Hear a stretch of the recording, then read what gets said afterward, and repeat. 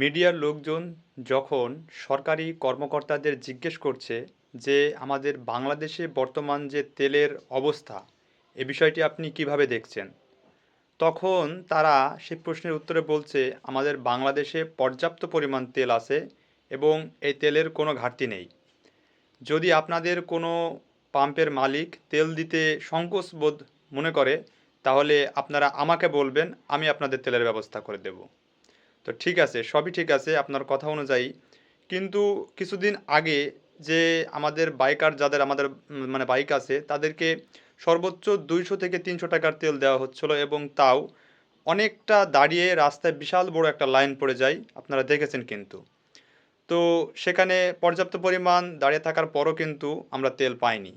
এবং আর আজ কয়েকদিন যাবৎ পাম্প মালিকরা বলতেছে যে তাদের পাম্পে নাকি কোনো তেলই নেই।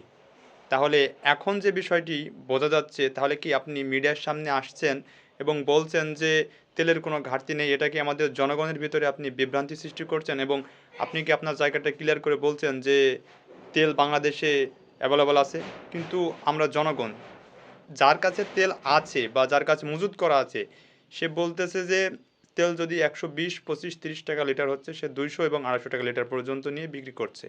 এই যে অবৈধ একটি ব্যবসা, এ বিষয়টা আপনারা কিভাবে দেখছেন? কালই আপনারা যে বলতেছেন যে পর্যাপ্ত পরিমাণ তেল আছে, তেলের কোনো ঘাটতি নাই, কিন্তু আমরা সাধারণ জনগণ তেল পাচ্ছে না। তাহলে আপনারা মিডিয়ার সামনে এটা বলতেছেন কিন্তু আমরা কোনোভাবেই তেল পাচ্ছি না। বিষয়টা কিরকম হয়ে গেল না? আপনারা জায়গাটা ক্লিয়ার করছেন যে তেল আছে, কিন্তু জনগণ ভোগান্তির ভিতরেই ভুগছে যে তেল আমরা কোনোভাবেই পাচ্ছি না। এই তেলের যে বিষয়টি আপনারা গুরুত্ব সহকারে কেন দেখছেন না? একটু গুরুত্ব সহকারে দেখেন, কারণ তেল ছাড়া তো বাংলাদেশ একদম অচল। আজ কয়দিন যাবত তো একদম পাম্প মালিকরা পাম্প বন্ধ করে বসে আছে, তেল নেই, একদম নেই বলে বসে আছে। তাহলে এখন তো সাধারণ জনগণের চলাচল করা খুবই মানে কষ্টসাধ্য।